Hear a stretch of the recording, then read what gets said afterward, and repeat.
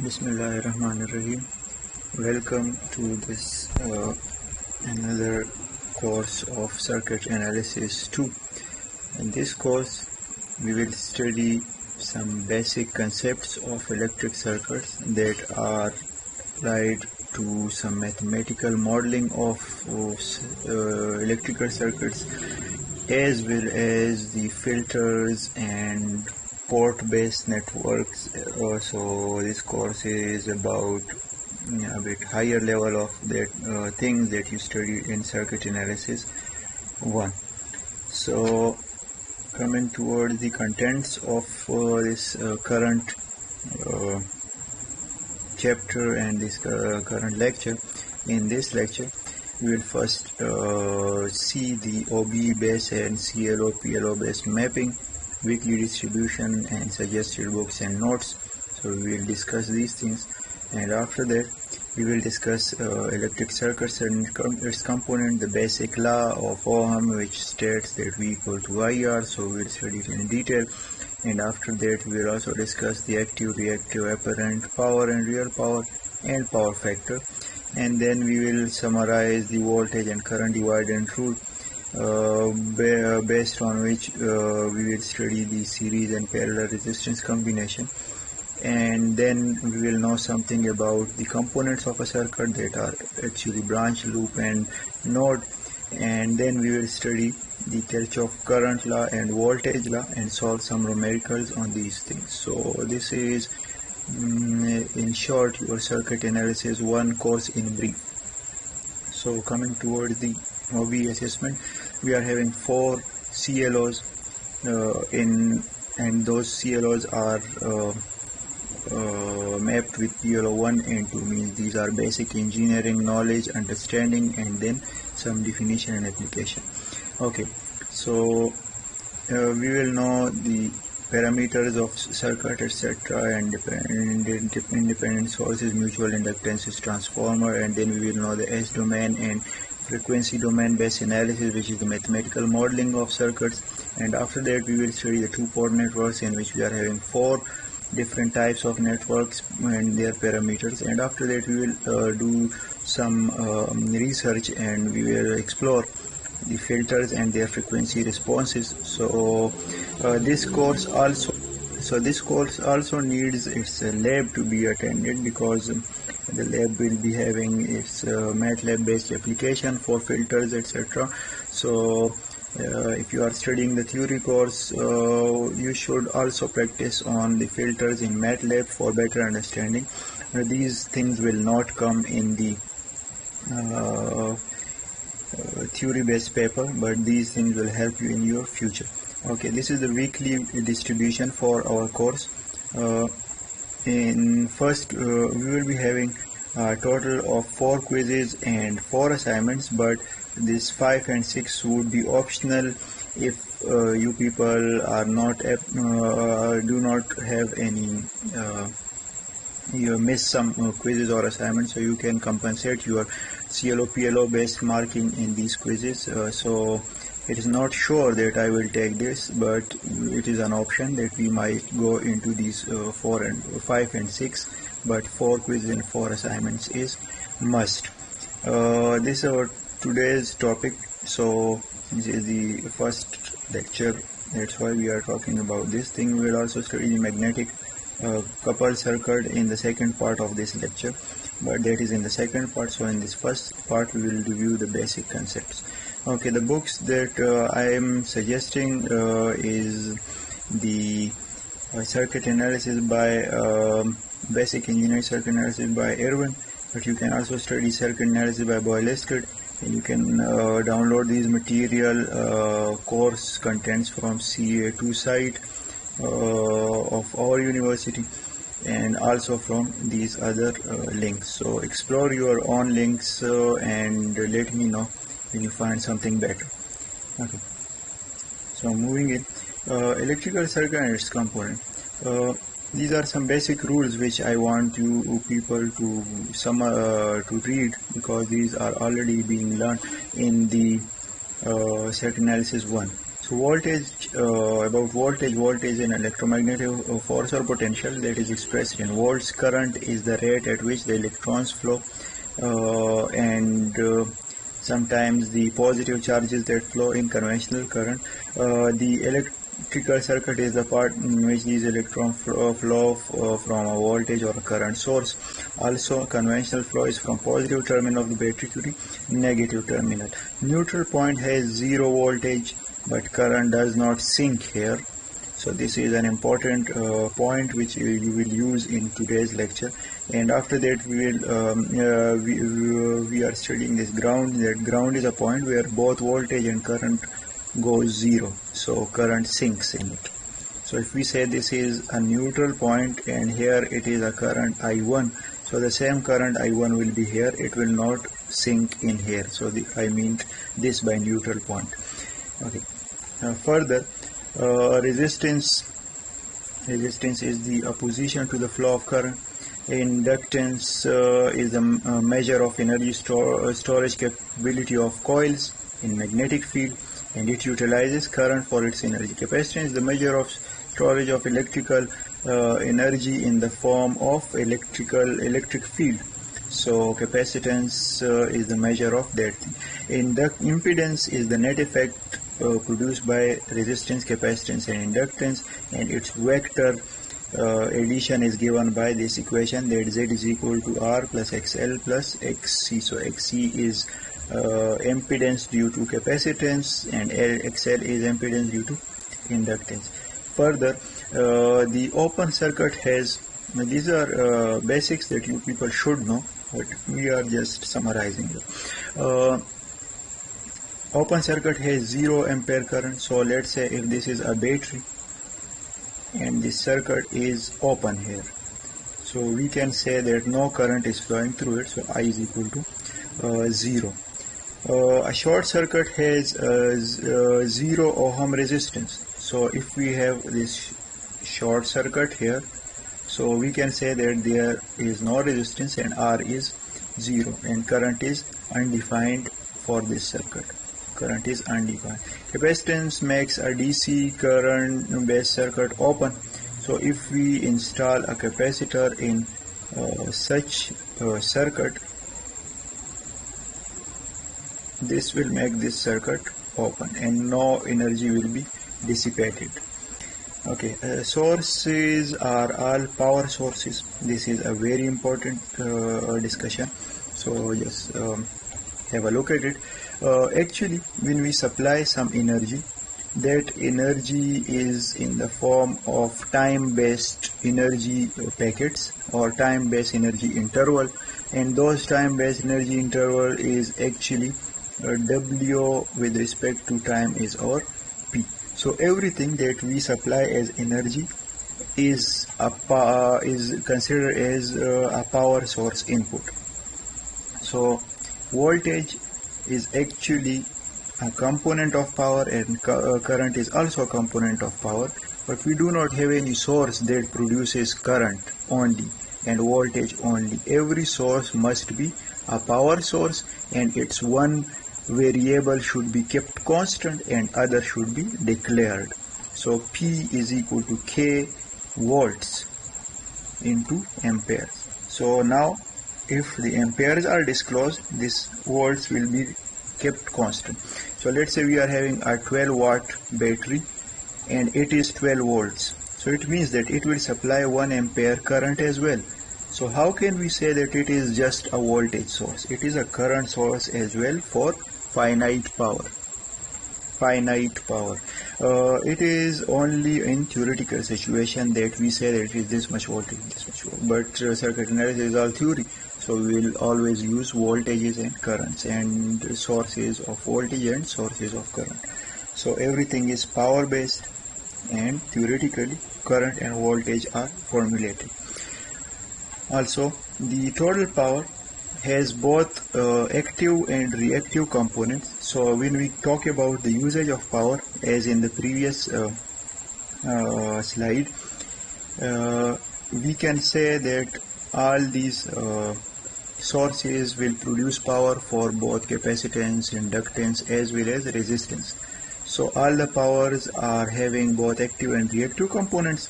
The reactive component power is stored and it is released when it is needed to be released, or when the source is not present, or when the source is in opposite direction, so it will give away its stored power.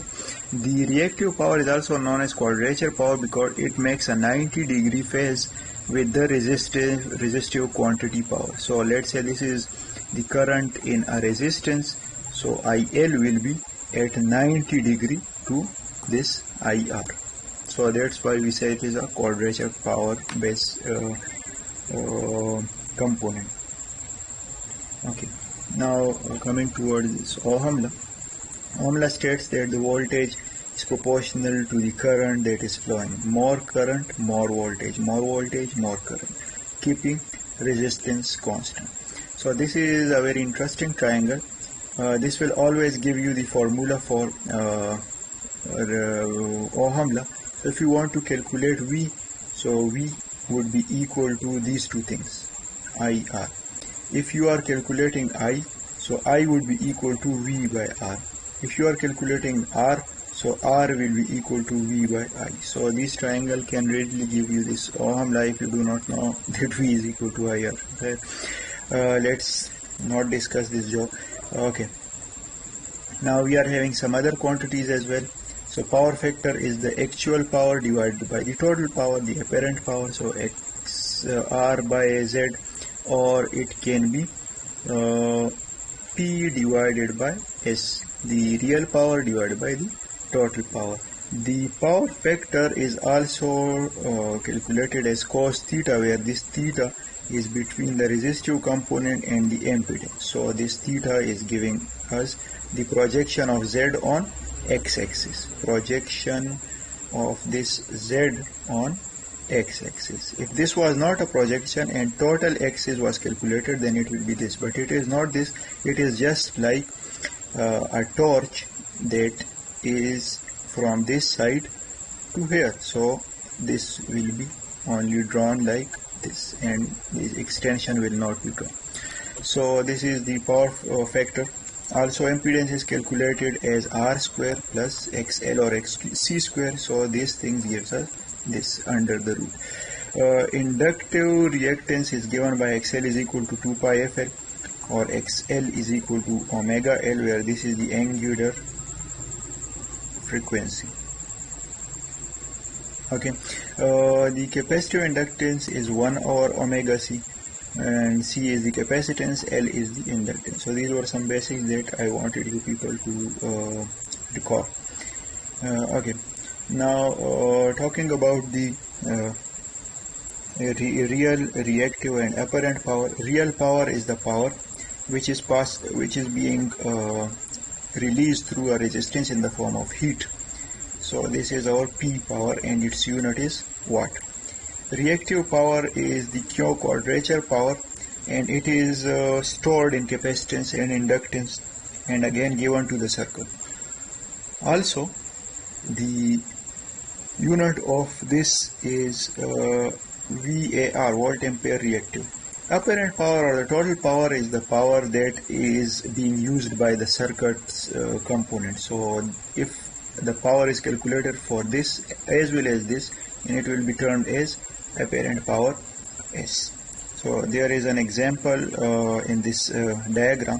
Here we are having 120 volt input and the current is 1.41. Under root 2 is the current, and we want to calculate the P, Q and S. So this is our triangle, this is our P, this is our Q, this is our S, and the current is given.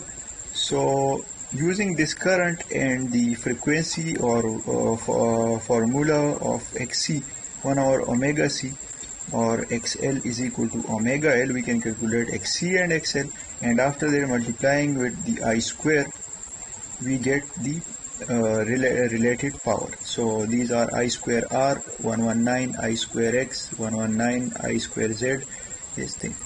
So do check this example.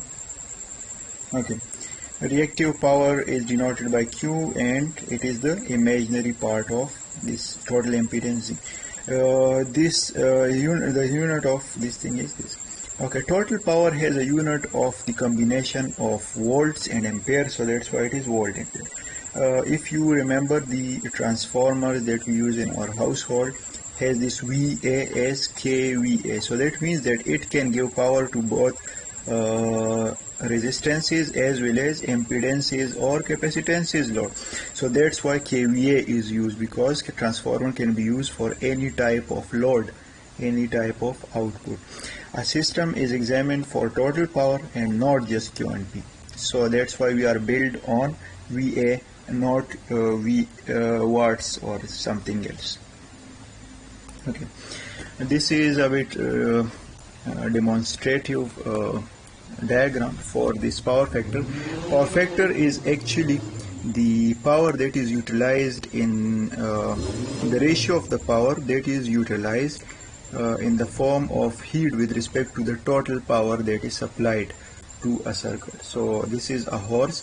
This horse is moving in this direction, but the cart is moving in this direction. So the useful thing is the movement of the cart on this rail, but horse is moving in this direction, so it's this component is being neglected and only this component is used. So if we calculate this theta, so theta cos of theta is equal to perpendicular by base by hypotenuse. So base is over this point x and hypotenuse is over this point. Let's say this is s, this is p. So it is p by s. So this p can be calculated. This portion can be calculated as p is equal to s cos of theta. Okay, power factor is 0 for capacitive and inductive load because they do not utilize this energy in the form of heat, and it has no unit as well. Now coming toward this series circuit, if we have a series circuit of two resistances or two impedance or two anything, the net effect will add up. So we can say that Z is equal to Z1 plus Z2, XL is equal to XL1 plus XL2, XC is equal to XC1 plus XC2. We are not talking about C, we are talking about XC, because R is equal to RT is equal to R1 plus R2 plus R3. LT is equal to L1 plus L2 plus L3. Why? Because let's say we are having one inductor and we are having another inductor, so the number of turns is increasing if we connect it in series, so there will be 6 turns. So that's why L is equal to L1 plus L2. But in capacitance we want more area. So if the capacitance are connected in series, the area is not increased, but the charges of this is stored on this and of this are stored on this, so the charges are reduced. So that's why 1 over C is equal to 1 over C1 plus C2 plus C3. But XC is equal to XC1 plus XC2 plus XC3. You can put the values of omega C in it to get this equation. Okay, so same goes for the voltage divider tool. So we had previously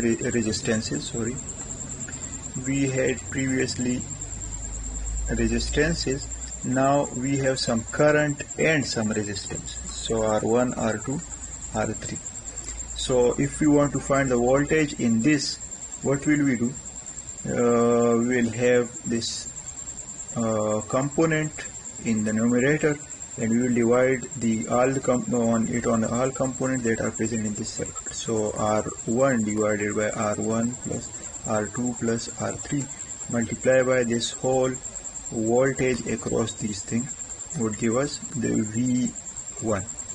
So this is the voltage dividend rule. So V resistance is the total voltage multiplied by the same resistance across which we want to find, divided by the sum of the resistances.